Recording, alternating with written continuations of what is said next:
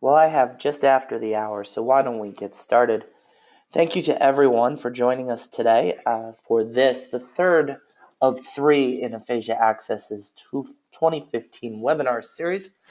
My name is Todd Von Dijk, and I'm Aphasia Access's Executive Director. We're thrilled you're here with us today, and we think we have a program that you're going to find informational and with material that you can go use out in your own communities. Couple of housekeeping notes for you, just to let you know that we will be archiving this webinar. The archive will be available in approximately 2 business days, and we'll email everyone who was registered to let you know how you can access it. It's available to just registrants for a short period of time, and then we'll post it to all affiliates to be able to view, or non-affiliates for a nominal fee. If you're looking for other training materials, Aphasia Access does have a wonderful training library. You can find that at aphasiaaccess.org/training, with not only the archive of past webinars, but as well some educational videos and other resources. So please make sure to check that out. If you're not currently an Aphasia Access affiliate, we hope you'd very much consider joining us. For more information on that, that's aphasiaaccess.org/join. So as we get going today, today's program is on LPAA goals for outpatient and community programs, with the specific learning objectives of folks being able to apply LPAA values to goal setting within the context of outpatient and community programs, being able to understand how to approach aphasia assessment in relation to priority participation outcomes, and having increased familiarity with the potential of conversation as an intervention. Our host today, our speaker today, is someone who is quite familiar, I think, to most everyone in the aphasia community, Ora Kagan, who is the Executive Director and Director of Research and Education at the Aphasia Institute in Toronto. Ora received her PhD from University of Toronto's Institute of Medical Science and has built the Aphasia Institute into a model community program for people with aphasia.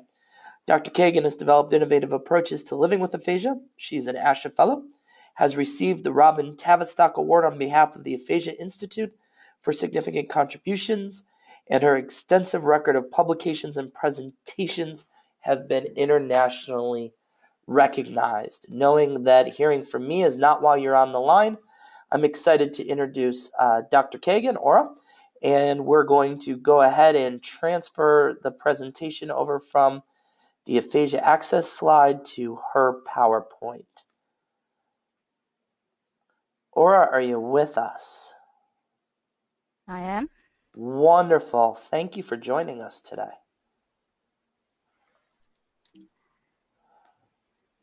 Okay, let's see if this is going to work now. Okay, are you seeing the first slide up? We are not quite yet. If you could hit the play button over show your screen.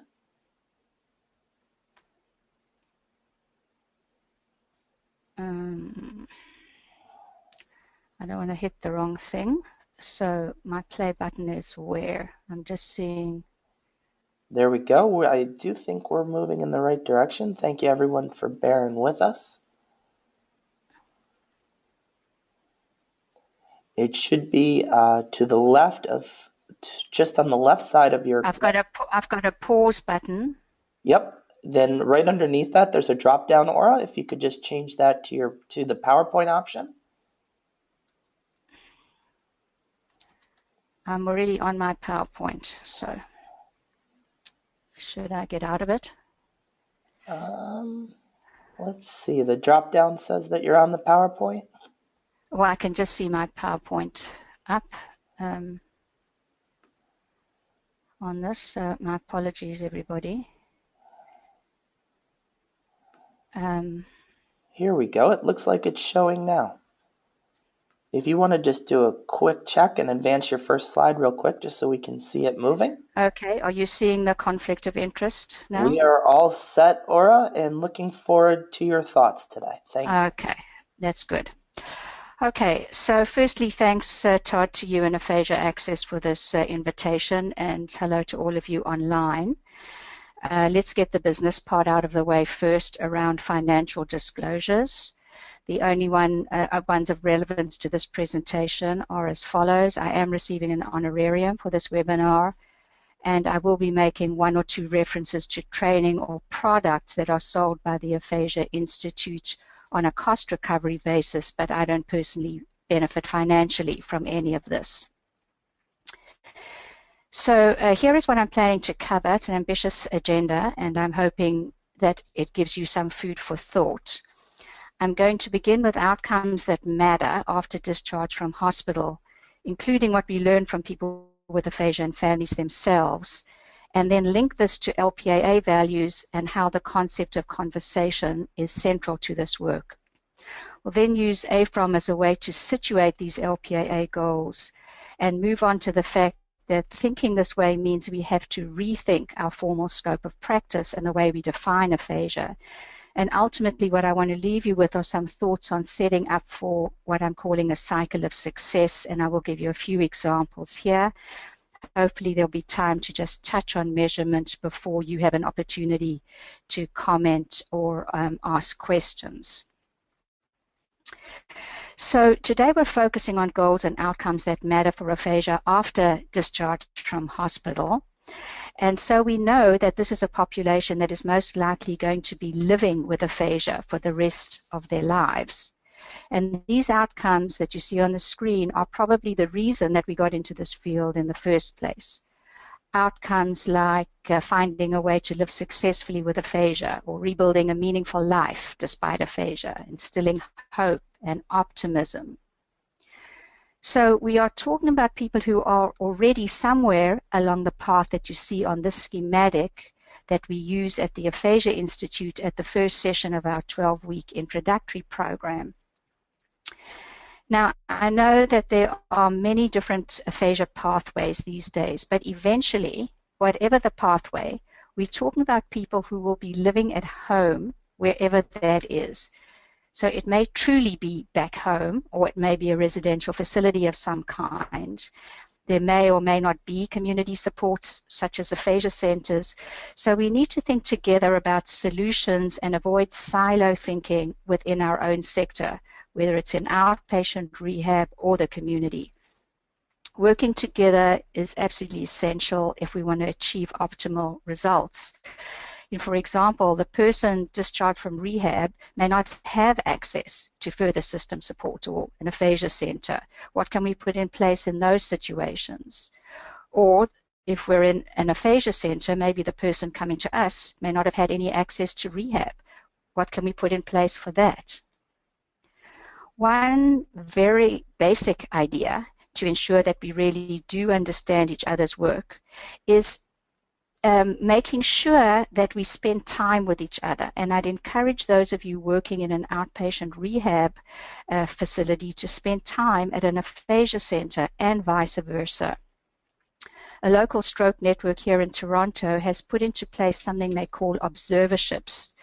We recently participated in an observership with a team of Aphasia Institute staff spending time in acute care and acute care staff visiting the Aphasia Institute. And the learning here has been incredible on both sides. So in essence, wherever we meet our patients or clients on the pathway, we need to ask ourselves if we're making the best use of our skills and time in relation to outcomes that matter. So how do we establish these goals? What we have traditionally been taught, and there is a logic to this, is that we can't treat or fix the problem, and I have the problem in quotes, unless we know exactly what the problem is. So we begin with an assessment, probably using an established assessment tool, and based on the results, we design therapy. And then, of course, it makes sense to use the very same tool or tools to measure change after therapy. But this way of thinking can be problematic because it is reliant on the assessment tool we use. The tool determines the kind of problem we'll find. Many of us use tools based on where we trained, for example, or what school of thought we follow, and we then establish our goals based on the problem we find and measure results on that same tool. So we know that many SLPs focus on language and communication tasks and can show good results on this. However, there is a multi-million-dollar question, and that question is that ladder on the right wall in relation to what people with aphasia and families tell us and in relation to LPAA values? So there is another option, and we could think differently about it. We could begin with a conversation or a broad assessment that allows for identification by the person with aphasia and their family of what would make the most difference to the ability to participate meaningfully in life. What is it that they need language and communication for? Then choose a more specific assessment tool or process that targets this desired outcome. Establish therapy goals and interventions based on this, and then finally measure change in relation to these desired outcomes. In other words, what I'm talking about is that phrase, begin at the end. First look at meaningful outcomes and then choose assessments and interventions rather than the trajectory of assess, treat, and hope. Of course, the phrase beginning at the end is relative to the way we define the problem in the first place, and I'm going to talk later about definitions of aphasia. If the problem is language, for example, the logical end is doing something about language. If the problem is masked competence and impact on participation, then we will think about the end in an entirely different way. So the reminder to ourselves is that our measure of success or end goals depend on how we define aphasia in the first place. So lots of talk about us and how we think about aphasia, but what do people with aphasia and families think? What does the research tell us? The following slides are adapted from a talk on research evidence that Nina Simmons-Mackey and I presented at the Aphasia Access Summit in February earlier this year. And here is the list of topics that were discussed. What people with aphasia and families think about what is needed to live successfully with aphasia, treatment goals, information needs, environmental barriers, and we also looked at research on mood, depression, and well-being. So beginning with what is needed to live successfully with aphasia, our Australian colleagues have conducted over 80 qualitative interviews asking this question. And here is what is needed. Social support, having relationships with others, communication, looking at opportunities and success in communicating with others, positive feelings, optimism, hope, dignity, and participating in meaningful activities, just doing things. What about treatment goals? People with aphasia, families, and SLPs were asked to identify these. The most prevalent goals of SLPs related to language and communication impairment. And this is in stark contrast to the goals of people with aphasia and their families, which were associated more with activities and participation. When it comes to information needs, over 300 people with aphasia and their caregivers across 3 different studies give us information, and this is not going to come as any surprise. More information is wanted and needed in areas such as aphasia, treatment options, and stroke. This is not only in the early stages, but across the continuum of care. And for many people, information is not always readily available or accessible. What about environmental barriers? 5 studies and a meta-analysis reveal that people with aphasia often feel marginalized by a communicatively inaccessible society. They encounter environmental barriers related to the physical environment, attitudes, and policy. And communication and participation can be improved, they feel, if these environmental barriers were removed or diminished. Research, and for many of us, our own clinical experience, tells us that many stroke survivors experience depression, and that post-stroke depression is associated with poorer health outcomes overall. We know as well that it's cost effective to invest in psychological care after stroke. But these findings about depression and stroke are even worse for stroke patients with aphasia and their caregivers, with a risk of depression persisting well past the first year post-onset. All of these studies point us in a certain direction in relation to outcomes that matter. In other words, it's not just us as well-meaning SLPs who think this way, but people with aphasia and families themselves. We're talking here about relationships, opportunities for socialization and communication, positive feelings and meaningful activities, real-life participation, information, reducing environmental barriers, and paying attention to low mood, depression, and well-being. So let's move on to connecting all this to LPAA, and here is the reference. You can also access it via the Aphasia Access link on this slide. LPAA values are congruent with everything that we've just talked about, and they are in line with the research that we've just reviewed regarding the stated needs of people with aphasia and families. The values embody what really matters. Here is the list of the specific LPAA values. By now, most of you are familiar with these, and so I'm not going through them individually, other than to say that it is useful to have these in your mind when you engage in goal setting with your patients or clients. What I do want to say is that it's difficult for me to envisage focusing on LPAA values without acknowledging the central role of conversational interaction. The reason for this is that conversation is the actual currency for all that participation involves, our relationships, our roles, and our activities of choice.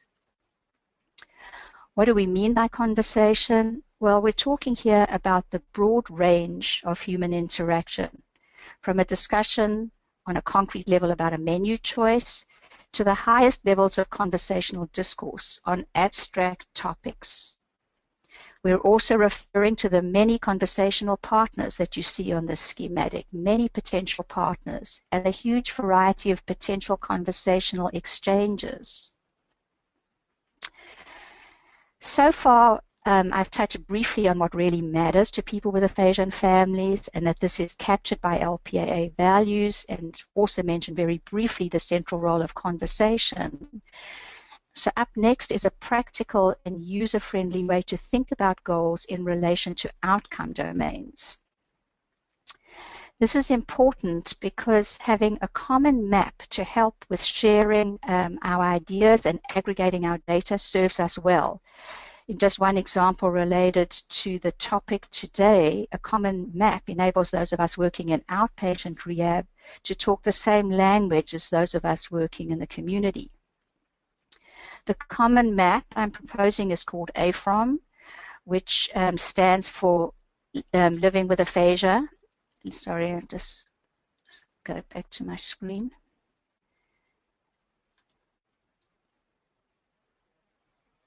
Have you lost me there?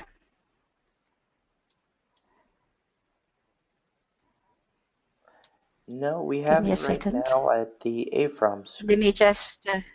yeah, I'm just getting rid of something else that popped up on my screen. Apologies. All right, so the common map is AFROM, which, as I've just said, stands for Living with Aphasia Framework for Outcome Measurement, and this is the reference.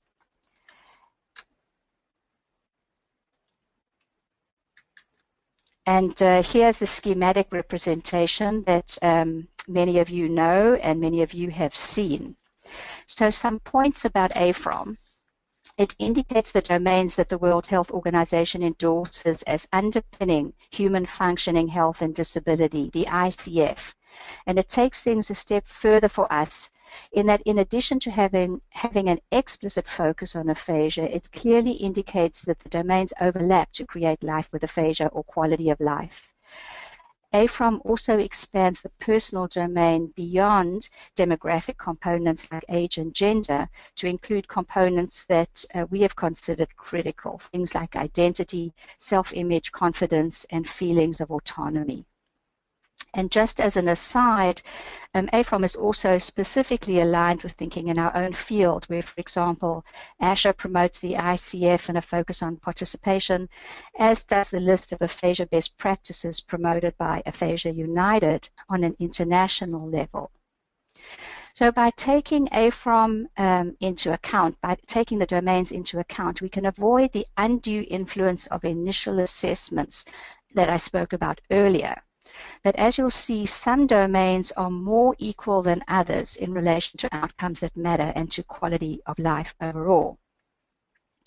So I am going to go over the domains now, but as we talk about them, think about the LPAA values. We've discussed the role of conversation, but also whether a domain is an end in itself or a means to an end. It's tempting to start off with the impairment domain, and we often do start off there. It's the most obvious way that aphasia manifests, but I'm going to resist that temptation and start off with a domain that is now considered the ultimate outcome of our interventions, namely participation. If we are able to make a difference to participation with goals tied to key relationships, life roles, and activities of choice, we can say that we are responding to the needs expressed by individuals and families living with aphasia, and obviously clearly addressing the first two LPAA values. It's not possible to set meaningful goals without developing a deeper understanding of how aphasia is having an impact on participation. And this is one of the roles of conversation in this domain. Intervention here needs to start off with a conversation of some sort that gets at who and what is important, and that allows for identification of the best bang for the buck in addressing the situation.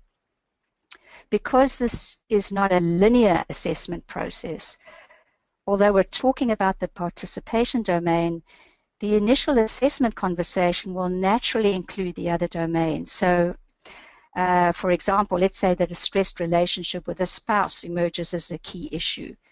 The further job of assessment in relation to goal setting involves detective work. It's highly likely that there are multiple and interacting reasons for this, including the language impairment itself, the ability of the person with aphasia to be sensitive to the needs of his or her spouse, also the environment domain, things like the attitudes of the spouse, the ability of the spouse to get around the language impairment and support a conversation, access to pictographic and other resources that go beyond what I call tea, coffee, and the washroom, and that allow for the complex conversations that form the basis of our relationships. Reasons might relate to identity issues, lack of confidence, anger at the whole situation. Our job here is to see where we can have the most impact, taking into account the fact that time and money resources are not unlimited. What is within our scope of practice? When should we be working in partnership with others, for example, social workers, psychologists, or psychiatrists? When I use that phrase I showed you a while back, beginning at the end, you're hearing it in action in what I'm saying. So the initial assessment is focusing on the participation outcomes and can then move on to a collaborative goal-setting process to identify the most effective intervention. In other words, although the participation domain is an intervention target, it is also an end in itself. For example, in addressing social isolation, a skillfully facilitated conversation group provides extensive opportunity to practice and improve ability at the same time as actually providing authentic, real-life conversation opportunity that reduces social isolation, expands roles, and helps people engage in an activity that is central to what it means to be human. At the Aphasia Institute, this initial assessment conversation takes place at the entry to our program. You could do it informally as a conversation, or more formally with a tool like the Assessment for Living with Aphasia, the ALA, which is delivered in a conversational manner but allows for the collection of hard data for purposes of outcome measurement and research, and it is on the reference list on your handout. Moving on to the personal domain. This is the second domain that is a valid intervention target but also an end in itself. The role of conversation here is equally key as we develop and maintain our sense of identity and sense of self via interaction with others. It's therefore critical to find ways to support conversational interaction in ways that allow for the reestablishment of identity and sense of self, or the establishment of new and positive identities. As an aside, one of the useful things about AFROM is that it gives a common map not only for ourselves within our field, but also for communication with other professionals, so that we can talk about the domains where we are focusing and where we are suggesting that another professional could help. I also want to mention that AFROM domains, of course, apply equally to family and significant others, and we can look at outcomes for this population too. I know that many of us are now providing support for families because we know that aphasia has an impact on things like identity of a couple.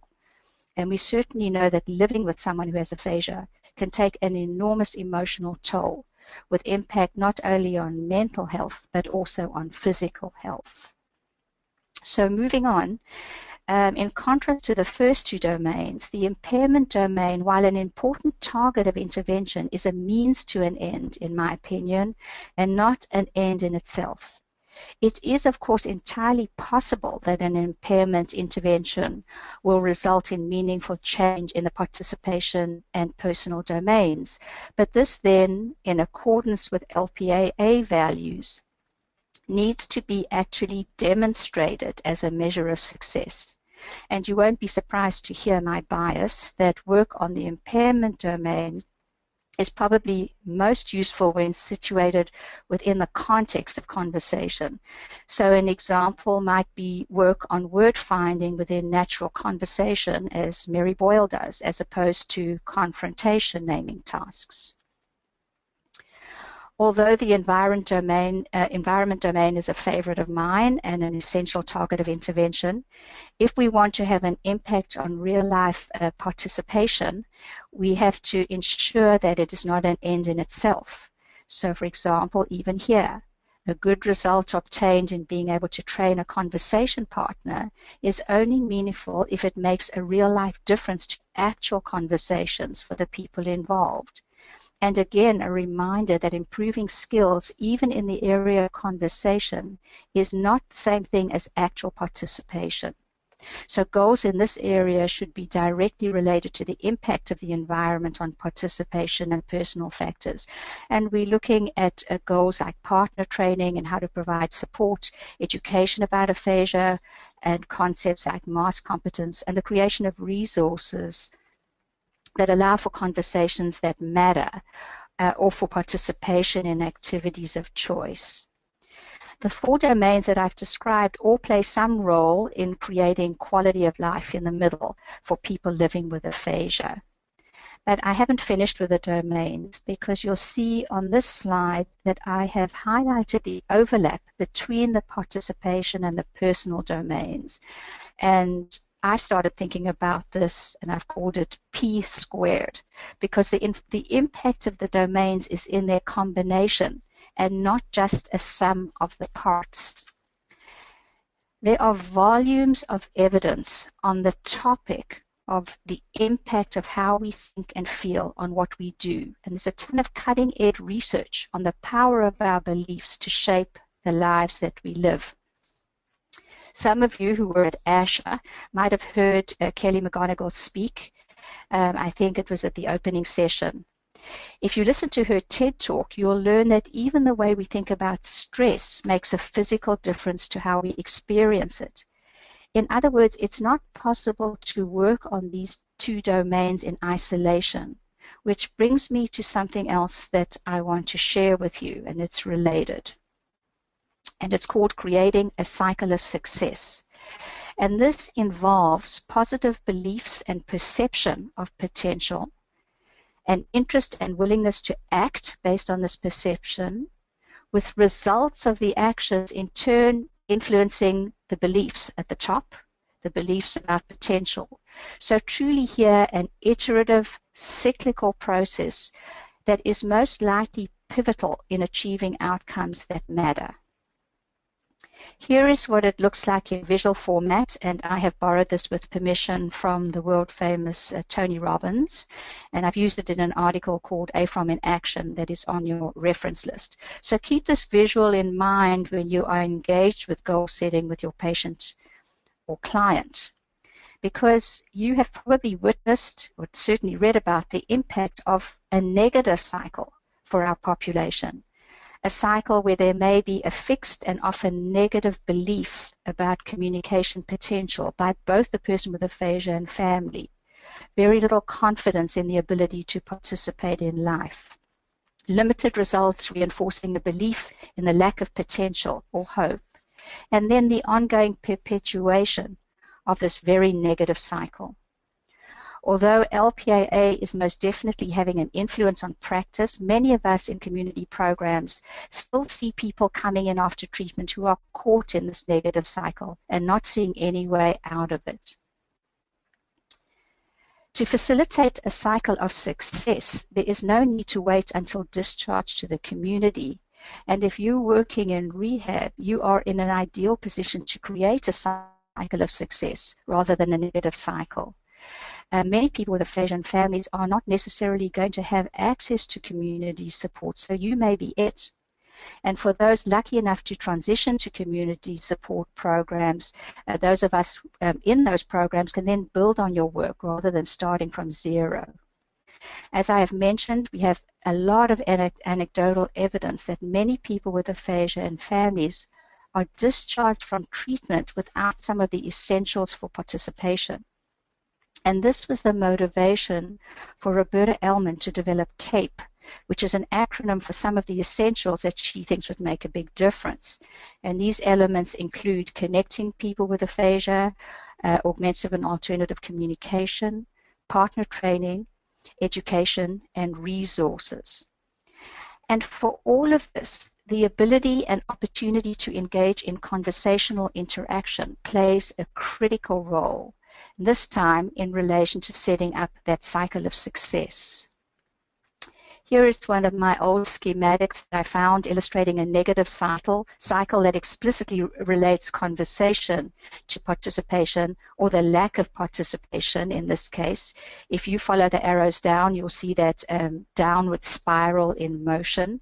And this is in contrast to what hopefully happens for most of us, where our intact communication affords us the luxury of the ability and opportunity to engage in conversation and reveal who we are. A positive cycle, and one that we want for our patients or clients with aphasia. Everything that we've been talking about so far implies a much broader scope of practice than has traditionally been the case in relation to aphasia treatment. And this is related to how we define aphasia. This is important if we want to increase support and funding for the forward-thinking solutions that are required to address the big outcomes that we've been discussing. We have to make sure, though, that these solutions are relevant, and they are only going to be relevant to decision makers if they solve a problem. And the problem is encapsulated in our definition of aphasia.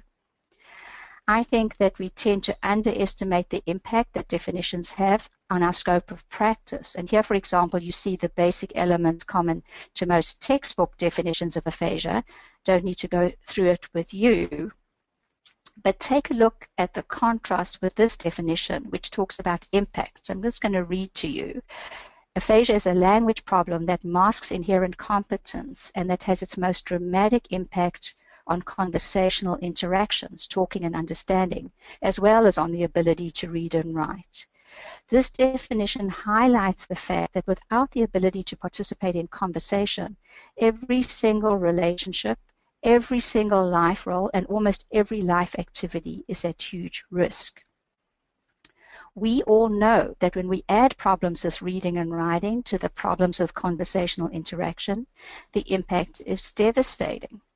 We know that this results not only in barriers to accessing needed healthcare services and information, but also inevitably leads to a loss of self-esteem and a profound sense of social isolation. We know that social isolation and depression have a significant negative impact on health, and that all of this comes at enormous cost, not only to individuals and families living with aphasia, but also to the healthcare system. Now, what does this say about our scope of practice? Obviously, something very different. And if we define aphasia this way, then LPAA and LPAA goals make perfect sense, because the broader ultimate outcomes or end goals necessitate a different way of doing things. And we need, of course, to start thinking about these right from day one as appropriate to personal and healthcare contexts. I know that this will make sense to many of you in community programs, but it is equally applicable and relevant to outpatient rehab. In fact, it is an integral part of rehab and, I should say, earlier stages, and should not just be thought of when it comes to preparing for transition or discharge to the community. The scope of practice changes includes things like direct work with a person with aphasia on effective methods to engage in conversational interaction. This may, of course, include work on impairment abilities, but as well on how to be a good conversation partner despite the language barrier. It includes direct work with families. It includes work on education and psychosocial support for both the individual with aphasia and their family, and reducing language barriers to stroke or healthcare by providing training and resources to healthcare workers. So back now to that cycle of success idea. I'm going to give you three examples. I know that you have many more, but this is what our time allows me today. The examples are all related to conversation in one way or another. The first is partner training. The second one is conversation groups, but in relation to restoring a sense of community. And the third one is using functional communication tasks and training in relation to a health situation, talking to your doctor. So let's talk first about partner training, and this is an example from the Aphasia Institute. The program I'm describing involves 4 sessions that are delivered in a once-per-week format for people with aphasia and their families, and we offer this 3 times a year as part of our 12-week education and support program. And we do offer training for SLPs in this program as long as people are already familiar with SCA. The outcome targets here are explicitly the participation in personal domains, although intervention goals obviously are going to involve the environment domain. And the sessions include this message of hope. It's really what LPAA is all about, in that the goal is to move from the situation on the left where aphasia predominates and life is small to a future where aphasia, although it's still there, is smaller in relation to life participation.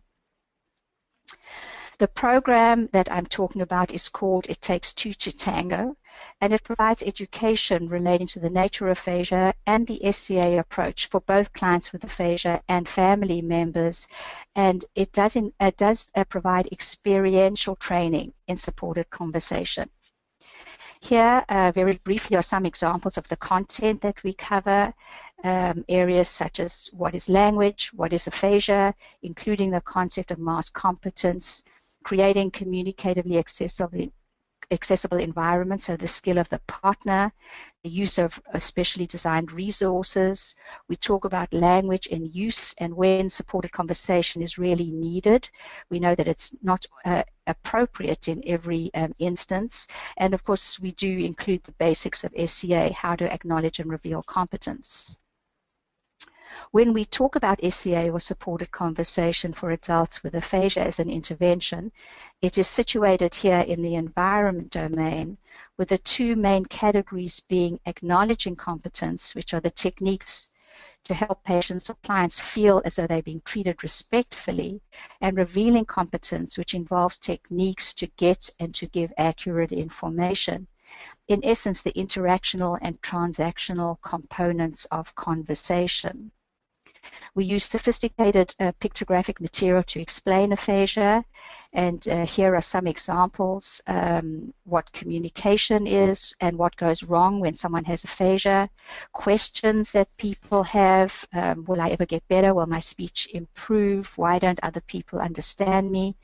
And I'm going to share a few additional pictures that I think are not on your handout, and these ones are not in the aphasia booklet. So this is one that uses banking as a metaphor for explaining conversational transaction versus interaction. Here is another one. We call it the dripping tap, and we use this in discussions about when to use SCA.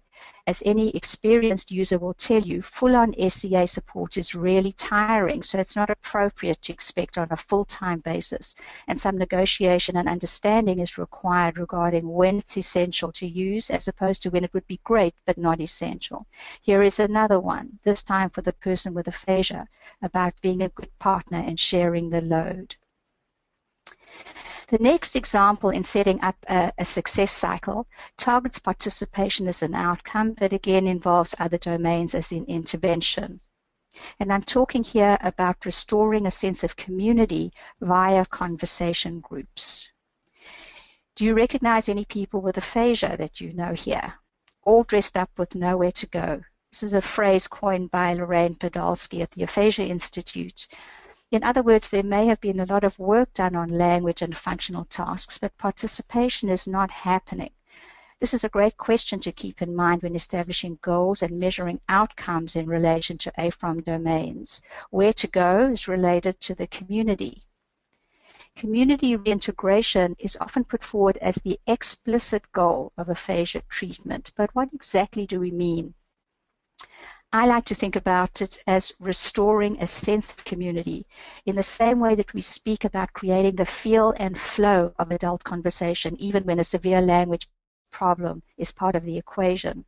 So again, this requires a shift in thinking about when our responsibility starts and ends, because the focus on community also needs to begin before discharge to the community. I like to differentiate between the concept of what I call the big C community from the small c communities. And I first talked about this in a chapter that you can find in Susie Parr's book on aphasia.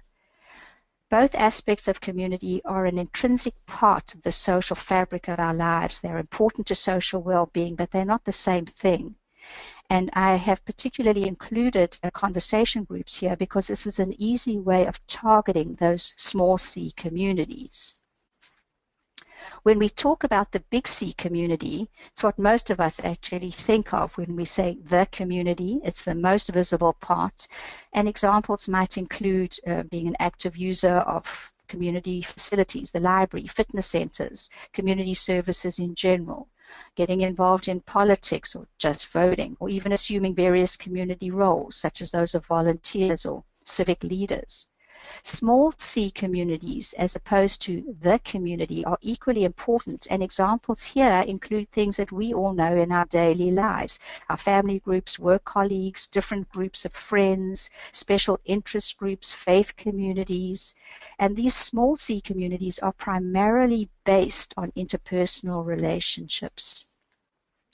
For both the small c communities and the big C community, there is a big difference between preparing people with aphasia to participate versus actually providing opportunities for real life participation. And depending on the context and your realities, there are different roles for outpatient rehab and community programs here. So the role of conversation in a group setting is different to one-on-one. And here when I refer to SCA, I'm talking about SCA for group work, with the example being in the context of a community center in this case, but it could equally be applied to work in the context of outpatient rehab.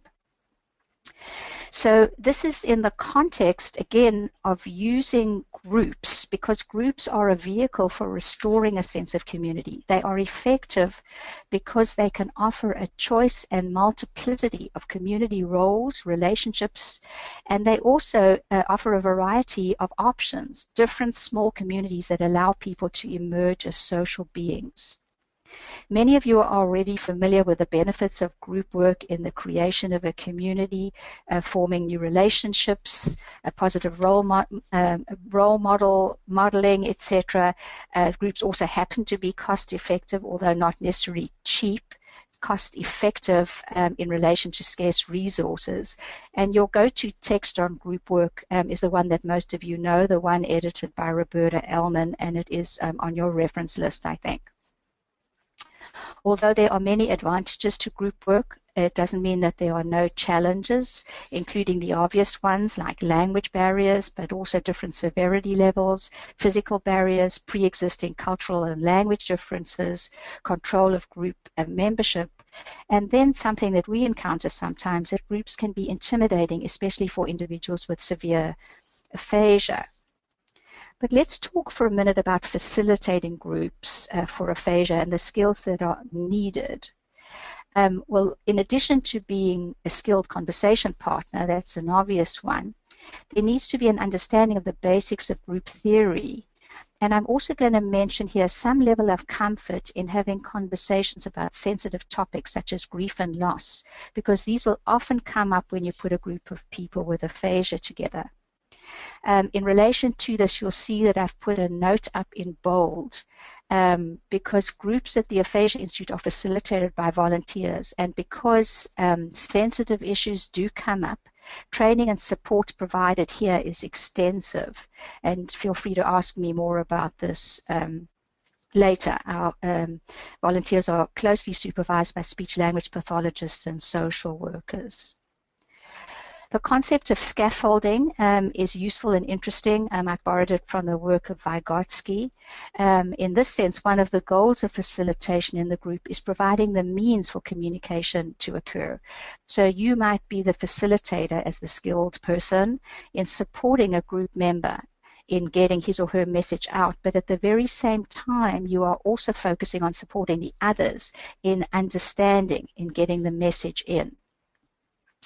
In the case of groups where people with severe aphasia are participants in particular, it's important to make connections between the group members explicit, and you can do this by highlighting similarities and differences between members as it's appropriate, and making connections on various topics, on opinions, on interests and backgrounds. We all do this very naturally when we meet people. So at an event, you might ask the person next to you, how do you know the host? In aphasia groups, we need to make this natural process more conscious. And like many of you in other agencies, the Aphasia Institute has many different types of groups in addition to conversation groups where conversation is the activity. In these other groups, conversation is the essential lubricant but not the focus. So all examples here of using group work to restore a sense of community.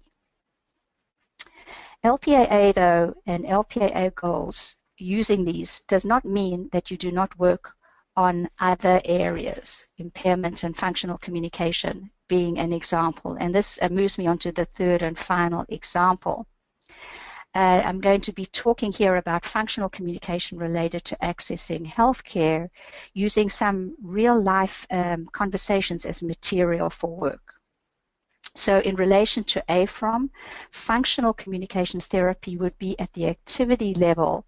It's an important aspect, and it's in the participation domain, but different to actual participation. The example that I'm talking about here is related to healthcare and specifically talking to your doctor based on an Aphasia Institute resource called Help Your Doctor to Help You. And some of our staff are currently adapting this for use by SLPs who want to focus on things like functional communication. And depending on your time and resources and your creativity, you can develop this type of activity yourself. So this is the resource that I'm referring to. And here are some of the prerequisites for using it as a functional communication therapy tool. We're looking at skill and supported conversation, which includes things like facility with the use of gesture, keywords, etc., but also the ability to tap into the success cycle in the way that you acknowledge and reveal inherent competence. We currently have 3 modules. It is a work in progress. In the first one, we would work with a person with aphasia to identify barriers to communicating with their doctor and learn about previous experiences. The tools that we've developed here include a pictographic survey and information on communication. In the second module, we help the person with aphasia really learn to use the book through explanation, copied handouts, and quite a lot of role-playing. So we give them the manual, and we prepare a whole lot of role-playing cards for this. When we look at Module 3, we actually work on strategies for future appointments, assess how the person's feeling, and follow up afterwards to see how it went. So there are tools that have been developed here include a survey and forms and handouts for the person with aphasia. We are running out of time, so I'm going to go very quickly through some things on measurement. Because we can't get away from it. It is so important. This was a slide that I showed you near the beginning, and the last point here talks about the importance of measuring change in relation to desired outcomes. We talked earlier about means and ends, so work on language impairment, functional communication, even the environment are important to measure. I encourage you to measure them, but only as a means to an end, with the ultimate outcome measures including actual participation and how people feel. So does a couple now have good conversations? Does the person with aphasia feel socially connected? Are there increased feelings of hope and confidence? What is overall quality of life like? There are measures available to look at conversation. These are this is on your handout. And here are some communication and psychosocial measures that you might find useful. I did want to end with talking about goal attainment scaling because it is particularly applicable, I think, to goal setting within an LPAA type framework. And this is where you work in collaboration with a person with aphasia and family to choose an activity that they think is important in line with one of their goals. And you develop a scale that ranges from the least to the most favorable outcome. And you measure success on this scale. So we started off with this phrase beginning at the end. I'm ending with it. And my final comment is around complexity versus baby steps when setting goals. Because research indicates that intervening at more complex levels can result in generalization down. And so this leads me to end off by suggesting that we take on a bold role. And we start off with a complex, but the real-life targets that are going to help our clients, our patients with aphasia and their families. So that is where I'm ending and open now for questions. Great, thanks, Aura. We do have a couple of questions, and I'll get to the first one here. Can you give an example of a measurable goal for the PWA in the Takes to Tango program? In other words, what is an outcome measure that might be used for this?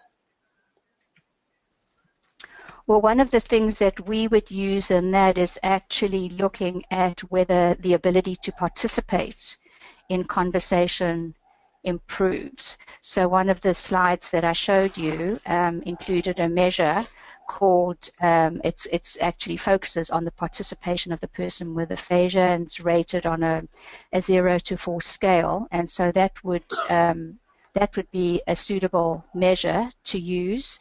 You can use that in the context of looking at the skill of the person. Are they able to do it? But you can also videotape a real-life conversation and see whether in real life you are achieving the outcome that you are looking for. Great. Before we get to our next question, just a reminder, if you have one you'd like to ask Aura, you can go ahead and use the question feature. Or if you'd just like to let us know how much you enjoyed the webinar, as some folks have, we appreciate that too. I'm seeing the word inspirational pop up in describing today's talk, Aura. Next question. Someone would like to know the role of volunteers in conversation groups. This is a question that comes up quite often.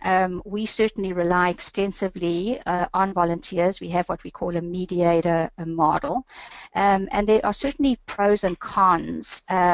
Volunteers range in their expertise. We have some volunteers who are as good, if not better, than any speech-language pathologist, and we have some who we really have to watch. One of the things that I worked on in one of my earlier incarnations was the difference between what a volunteer is able to provide in relation to a professional and in fact relation to a family member. So if you think about those three categories, the family member knows the person with aphasia, so they're comparing to something that was. And they do have an obligation because they're a family member. The speech language pathologist did not know the person before, so that can be a good thing. There's not a comparison with who the person was, but there's a professional obligation. We're paid to be doing this.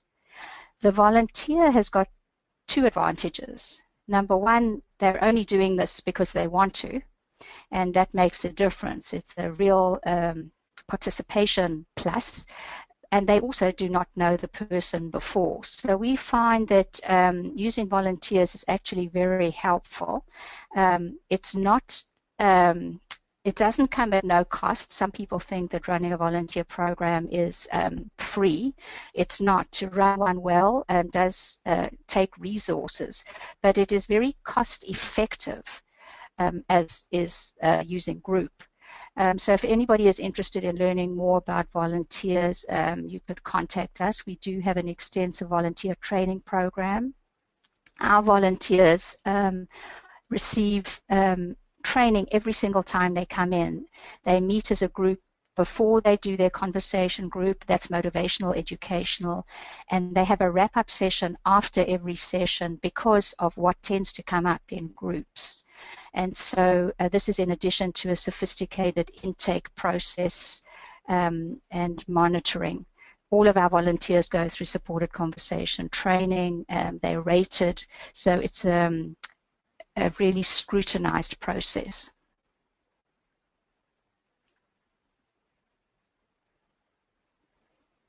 Tada, you've got any other questions? I have one other question. Was just working my way through. I don't know what our time is like. We can take one more. One person wanted to know if you would encourage everyone on the line to take the redefined aphasia definition that you offered and post it on their websites and email signatures.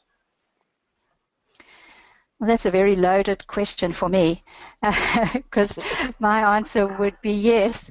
I think that we need to start explaining what aphasia is in terms of its impact, because the textbook definition doesn't do it. We know that people don't necessarily get the work that we do. They don't understand the impact of the work that we do. And I think it's related a lot to the way that we explain aphasia.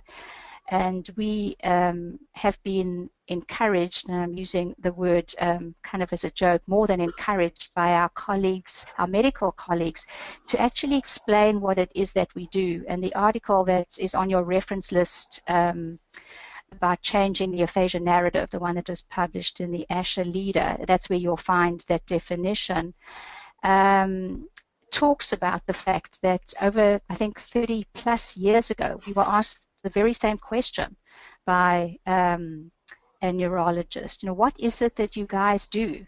And can you explain it? What you do doesn't seem to make sense to us. So I think that use of this definition and then relating the work that we do to it in a very logical way might be one way forward. Great. And thank you, Aura. I think that pretty much brings us to time, so I'm going to thank you for sharing your insights and your experience and your knowledge with everyone on the line today. I also would like to thank everybody who took the time to join us for this last of our 2015 series of webinars. We're thrilled you were here. We're making plans for 2016, so make sure to keep up with that so that you can join us again in the new year. You can find that information at aphasiaaccess.org/training or directly on our home site or webpage, aphasiaaccess.org. And other than that, I'll just wish everybody a happy holidays, and we'll see you in the new year. Take care.